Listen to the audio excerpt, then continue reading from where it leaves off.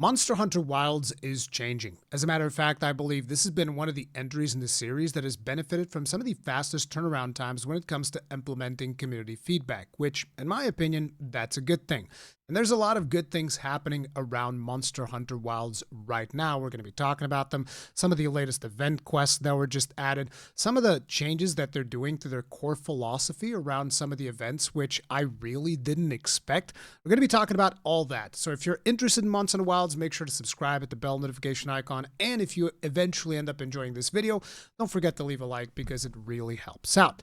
However, before we get into the good part of the video, there is undoubtedly still a big problem with Monster Hunter Wilds that we have to talk. It's almost like the tax that I have to pay every time that I start a Monster Hunter Wilds video because you can't not bring this up, right? And that is the fact that we are still, in recent reviews on Steam, looking at an overwhelmingly negative rating. And obviously the main reasoning behind this is the performance issues.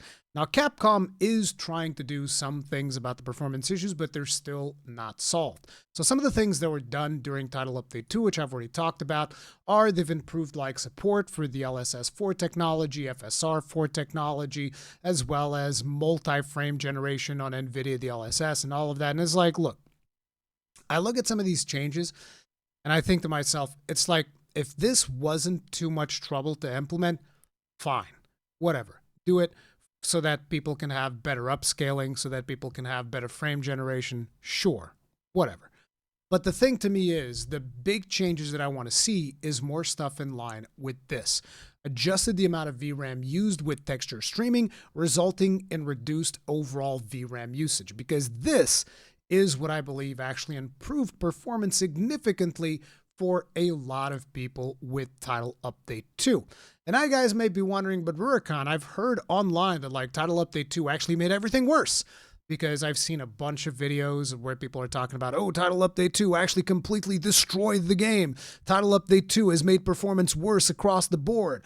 And I've seen a lot of comments talking about this in my comment section and on Twitter as well, which is really weird to me, because for me personally, it improved my performance, but on my case, it was a double whammy because I was using a different streaming setup not so long ago where I was mirroring my monitor, and that was causing additional stress on the GPU because I thought it wasn't that big of a deal. Turns out it is a little bit of a deal. But, you know, I removed that, and on top of it, the lower VRAM usage was like a double whammy, which was like really noticeable that my performance really improved. However, when I was live streaming Title Update 2 for the first time, we had a lot of concurrent viewers, a lot of people watching the stream. So I made a poll throughout the entirety of the duration of the stream, which garnered 2,200 votes. And I asked, how's your performance after Title Update 2? Is it better, worse, or is it around the same? 38% of people in that chat voted that it was better.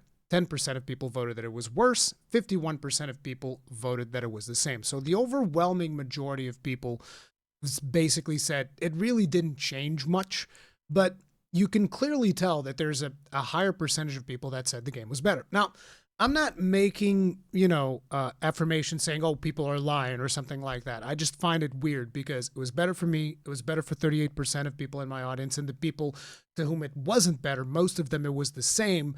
And then only for 10% of people it was worse. And I know that 2,200 votes is not like a significant sample size or whatever. And, I get it. But that's what I'm saying, right? It's just a little bit weird. Now, again, we still have performance issues, and I hope that Capcom fixes it. And as a matter of fact, there's even a situation where a lot of the people that are voicing their displeasure or their disagreements with the way that performance has been handled with the team have maybe taken things a little bit too far, to the point where Capcom's saying, oh, actually, you guys are kind of like harassing our developers. There's some serious issues. And I know that it's very easy to, dismiss these things because nowadays somebody has a minor disagreement and everybody starts screaming like, they're harassing me, I'm being harassed and whatnot. And I understand. It's the age of social media. Stuff happens. But if I'm not mistaken, this has been the first time that this has happened with Capcom, despite the fact that Monster Hunter World was mixed when it first came out, if I'm not mistaken. And Monster Hunter World Iceborne was straight up review bombed over the fact that it had performance issues when it came out. Then it was review bombed again when Alatreon came out. Then it was review bombed again when Fatalis came out. And during all of those times, I don't remember ever seeing Capcom say, hey, our developers are being harassed, because it most likely didn't happen. Now, this situation here is a little bit sad, where Capcom had actually had a lecture on Monster Hunter Wilds optimization, and it appears that the subject of the lecture was going to be like, hey, look at how well we optimized this game, which, I'm going to be honest, it would have been really interesting to see the developers make their case on there. At the very least, it would have been interesting to see what is the, get a deeper look into RE Engine, which seems to be giving people a lot of problems when it comes to open world games. Like we've had problems with Dragon's Dogma 2. Now we're having problems with Monster Hunter Wilds. And I think that it is important to talk about, RE Engine in particular, because I know that for a lot of people, they're like, RE Engine is just not good. It's bad. It can't do open world things. But for me, I'm just really, I'm rooting for Capcom to figure out RE Engine on open world settings. And you guys are wondering, why? Why are you so invested? Because the alternative is to do what everybody else is doing and go for Unreal Engine 5. Which is just like, I kid you not, every single UE5 game that I've installed in my machine, I've had issues with every single time. Even in consoles, I always have problems with UE5 games. UE4 games seem to run just fine. UE5 games is always like a complete crapshoot. Every single one. I can't remember one UE5 engine that I just installed and it was fine. Now, we can say that, oh, but RE Engine's giving you the same issues. True, but at least let them figure out RE Engine, and hopefully, because with RE Engine, we at least have like the Resident Evil games. Those are running well. Monster Hunter Rise, that was running well. And there's other games in the RE Engine that have been doing fine. So we at least there we have like a sample size of games that have been working, whereas with just UE5, it's all of these problems. But anyways, suffice it to say, like, listen, I think it's fine to voice your issues that you have with the game. I think it's fine for you to be like, hey, look, I'm going to leave a negative review. I'm really upset over the fact that this game is not running.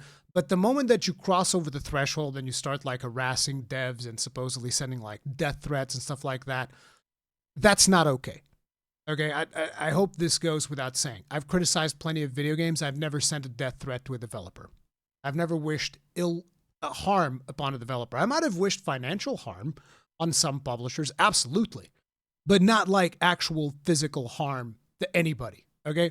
I don't want anybody getting hurt, is what I'm saying. And some of these things are getting like really, really wild, okay? No pun intended, but the pun's still there. But anyways, yeah, they were set to host this talk at Japan's Computer Entertainment Developers Conference, which ended up being canceled. They haven't provided the specific reason as to why it was canceled. They say here on the IGN article, Capcom has canceled lecture amid concerns over harassment, which is correct. It is amid concerns over harassment, but they're not citing the harassment as the main reason why they called it off. They could have called it off simply because they're like, oh, actually, a lot of people are complaining about performance. We shouldn't really go out on stage and start gloating about the performance of our game. Still, like I said, I wish that I would have had, a little bit more insight into what is happening with the RE Engine. I think that would have been interesting. However, moving right along, people like to talk a lot about the concurrent players of Monster Hunter Wilds. It's been talk of the town that, the game is dying. Monster Hunter World has a higher player count, yada, yada, yada. And it's like I've always said, like, listen, these are games that are seasonal. People come in, they do the title update, and then they go away. Now, did World retain its player base for a while longer before it dipped? Yes, absolutely. It is what it is. That's because Wilds was, like I've said, there was a lot less friction in Monster Hunter Wilds, and World had a lot more friction. And interestingly enough, a lot of people complained about the friction. Capcom took the friction away, and now people complain there's not enough friction. So, I'm not going to get into that subject again. One of the things that I will say is that one of my complaints with Monster Hunter Wilds was the difficulty of the beginning of the experience. And that has been getting addressed with the recent title updates. Now, Title Update 1 introduced with it Zoshia. And then there was an update not shortly, but a while after Title Update 1, which was the same update that brought with it Akuma. And that also brought with it all of the 8-5 tempered. So like the tempered 8-star 5 strength Gormagala, tempered 8-star 5 strength Jin the Hod, all of the apexes. So Ray Dao, Uthduna, and who's the other one that I'm forgetting? I'm forgetting one. God damn it. I always forget one when I'm recording. Nudra. And again, Nudra was also the one that I beat the crap out of the fastest, poor guy. But yeah, we have all of these apexes, which were significantly upgraded, provided an increased level of challenge, which to me, I was like, yes, it's exactly what I wanted. And then recently with Title Update 2, we also got Lagiacrus, which brought with it the tempered version of Lagiacrus is really challenging. Seregios, the tempered version of Seregios is really challenging. These are like all fantastic things as far as I'm concerned, because now we have a significant amount of monsters that are more challenging, and it just instantly brought me back into the game to come and hunt them with more frequency and, you know, collect their gear. Not to mention Lagiacrus, bro. We've been waiting for Lagiacrus to return for God knows how long, so that was absolutely fantastic. So in terms of the difficulty, a lot of that stuff has actually been getting addressed. The end game is significantly more challenging. Now, what people have been wanting is like they want a more meaningful grind. They've also done some improvements to the Ardean weapons. I'm still concerned with what they're doing in terms of the RNG talismans, but considering the way that they've handled RNG on decorations, I've been a little bit more optimistic on that. We'll see if they actually end up delivering. Let me know how you feel about that in the comment section down below. But moving right along, another thing, this week, 2 new event quests.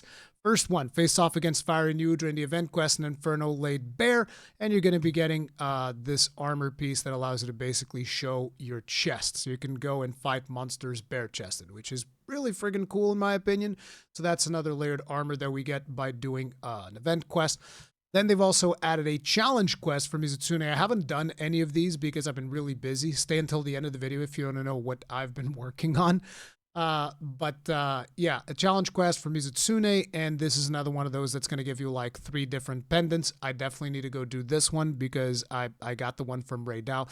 I don't think I have the one from those Shaguma because I didn't really put in that much effort, but hopefully that one returns at some point and I'll go and get that. But I definitely want to be doing this one. Probably going to be doing that after I'm done recording this video because it's just been so crazy busy. But this is actually one of the most important things that I was really surprised with. So for those of you that aren't aware, the Monster Hunter team has been doing these guild report things, which is like they're trying to provide feedback to the community as fast as they can. So a lot of people were complaining that like, oh, you guys aren't speaking to us. And they were like, okay, we're going to implement this guild report system and we're going to be telling you everything that we're doing at all times. And I already know that people are like, but we really want to hear about performance. And it's like, yes, Capcom's already said they're working on improving performance. Until they have something where they can be like, okay, we've identified this other thing, here's what we're going to do to fix it, we're not going to hear from them on performance anymore. They've already stated, we want to continue working on updating performance. We are working on updating performance.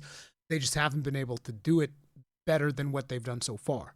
But Guild Report 10 is interesting because they say here, in response to the requests we received regarding arc-tempered monsters and their time-limited availability, we are planning to make improvements in the future. Request, make arc-tempered monsters be permanently available. Improvement, arc-tempered Raydao and arc-tempered Uthduna will be made permanently available to hunt.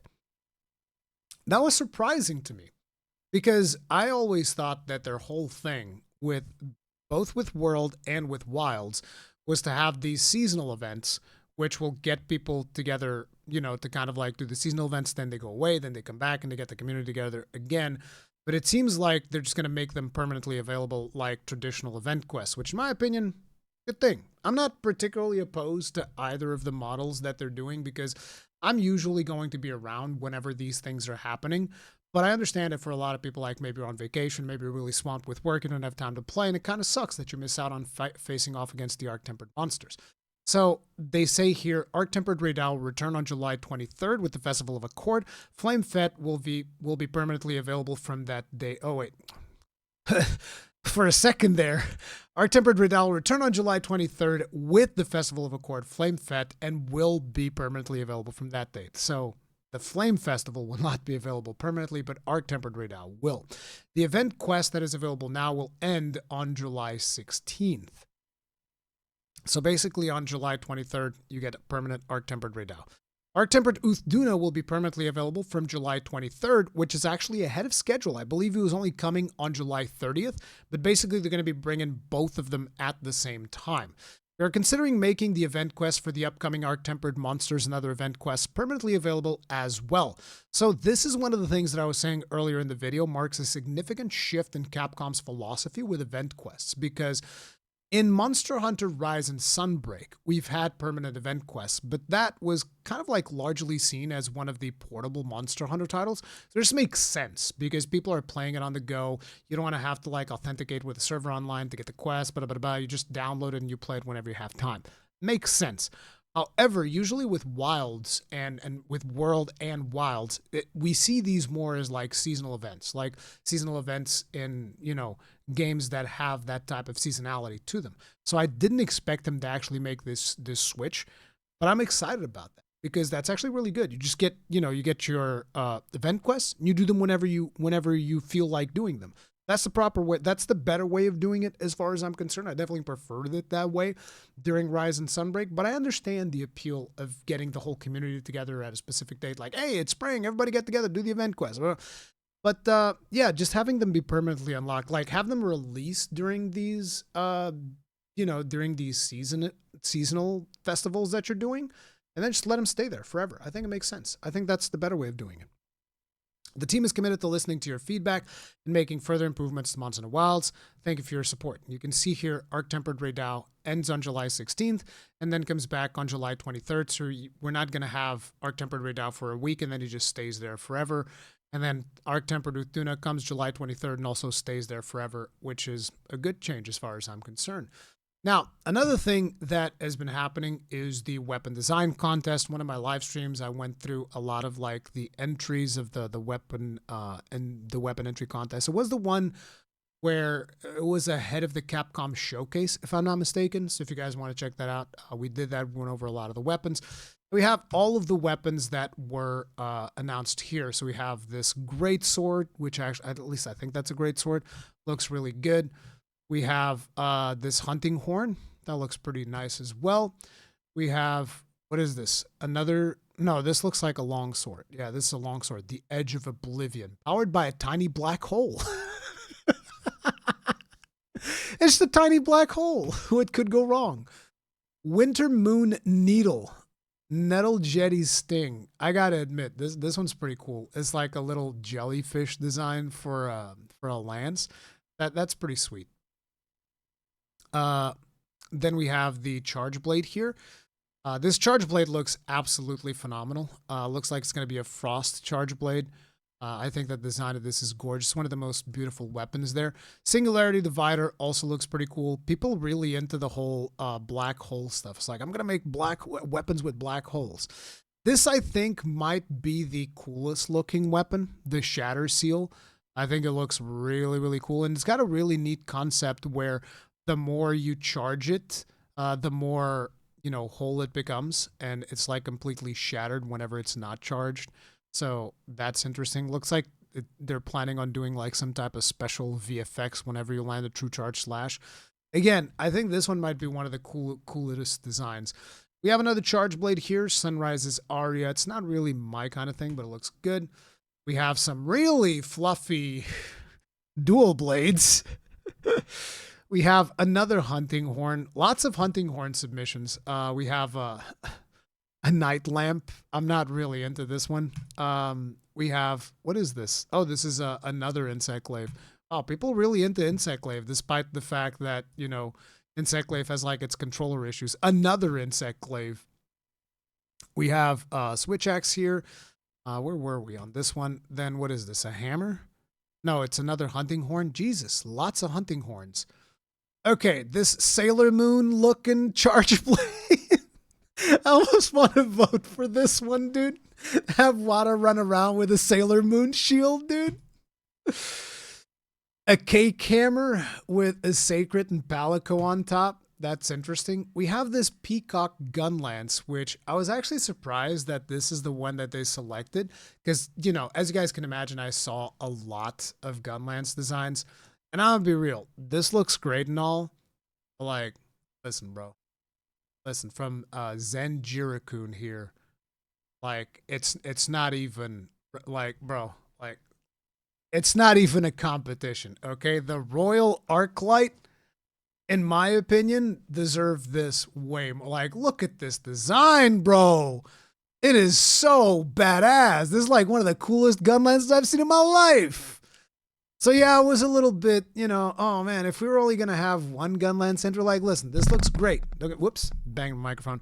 This looks great. Don't get me wrong, but like, brother, it ain't no Royal Arclight, is all I'm gonna say. I hope that somebody does like they did a little punchy gun lance that they had back in World, and somebody eventually makes this in something else. That's all I'm gonna say, because this was like one of the coolest weapon designs. I'm still surprised that this one didn't, but it is what it is.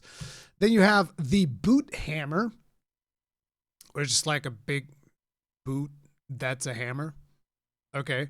And then there's another hunting horn. At least I think that's a hunting horn. Yeah, that's another hunting horn, which also looks kind of cool. But yeah, these are the weapons. Then there's also like there's a pendant, which I can't really vote on yet. Just gonna do, okay, let's vote for this. And now we can see some of these cool pendants. So this is like a little bird that hangs around, little flying bird. I hadn't seen these ones up until this point. There's a backpack. There's another Palico backpack. There's a galloping sacred with its wings spread out. Aerogeacris. Fat Lagiacris floating. Another Lagiacris. Okay, I like this one. The meat one is really cool because it references a cutscene in the game. I think I like this one the most. This one looks, there's cool designs. But basically, go vote on this, and eventually, I think it's the two most voted ones will be implemented into the game. That's the way that they've done in the past. I'll be casting my votes a little bit later today, but yeah, I'm still just like so set, man. This weapon. I mean, look at the. Come on, man. Come on, Capcom. Make an exception. Just put another entry in there, buddy. But yeah, that's that. Lots of good stuff, like I said. The Monster in the Wilds. Hopefully, some people can improve their performance. We'll see if that is the case or not. But as for me, what have I been doing? The warehouse arc has ended, which is why no longer in the warehouse. This is what it looked like when I took away all the PCs and most of the stuff. There's still like a bunch of cables there. I still have to go back and clean this up. I've been working on the new setup of my home office. Moved. I'm in a different place. And yeah, I get to have a home office finally that I've been wanting to have for quite some time. Which even allows me to do stuff like this. Look at this. Look at this. Look. Yeah. Standing desk, baby. Let's go. I've been wanting to have a standing desk for the longest time, dude, because it's bad for you to just sit down throughout all of the time that I still have to like calculate properly. It's not properly calculated. But it's bad for you to be sitting down for as long as I usually am. So this will also be a healthier way to live stream and content stuff. And can't wait to see what the future brings. Let me know what you guys thought about this video. If you guys enjoyed it, hit the like button, subscribe, bell notification icon, and all usual shenanigans. See you guys in the next one. Strong. Stay safe. Peace out.